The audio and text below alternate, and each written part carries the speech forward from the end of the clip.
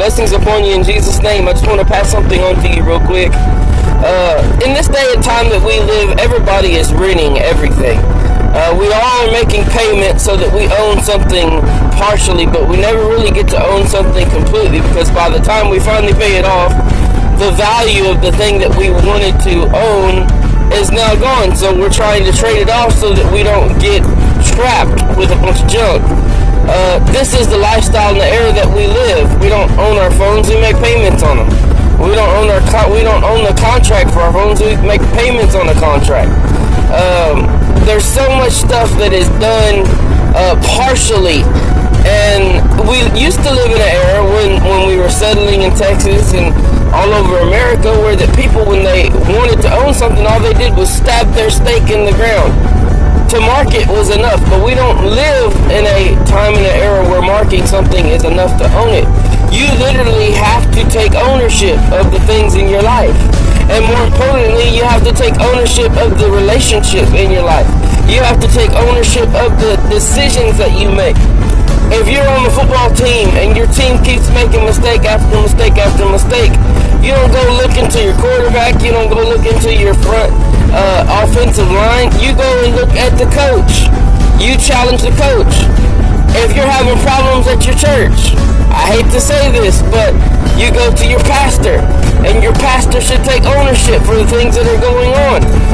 So many things that have taken place in my life, maybe I've lacked the ability to take ownership of because I didn't really understand the nature of it. But really owning things is simply owning them. Taking the full responsibility, recognizing your position, and recognizing that you have the responsibility of covering all these other people. That's why the Bible says there should not be many masters, because you have the greater condemnation. It's important that we realize that when we take out to own things, when we own vehicles, when we own houses, when we own land, when we have relationships, when we have responsibilities, a family, you shouldn't just have those families and those possessions as just something that are keepsakes. We do not go to the gift shop and buy everything that we want and just keep it as trinkets. I'm not in the antique business, and neither is God. It's important for us to own our family, own our responsibilities, own up to them. Because if we don't own them, we won't teach them how to own their responsibilities and their problems and their errors. To say, okay, I'm the reason why that happened. It was my responsibility to make sure that did not fall through the cracks, but it did.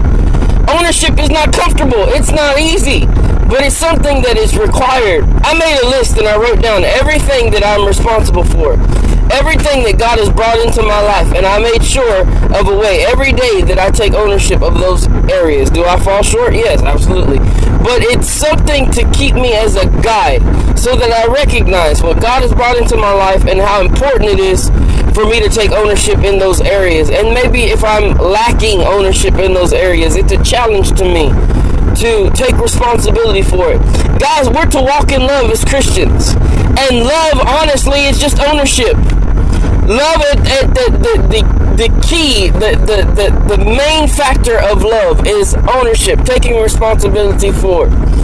And that's exactly what the Lord did for us. He didn't say, well, I know you've got a problem because you did this and you did that and you said this and you said that. No, he said, I created you. I made you flawed, so I'm going to come down. I'm going to bear a cross. I'm going to take the weight of the world on my shoulders because I created the world. I created the people in it. And I'm going to be responsible for you. I've got this. That's ownership at its best. Guys, God bless you in Jesus' name.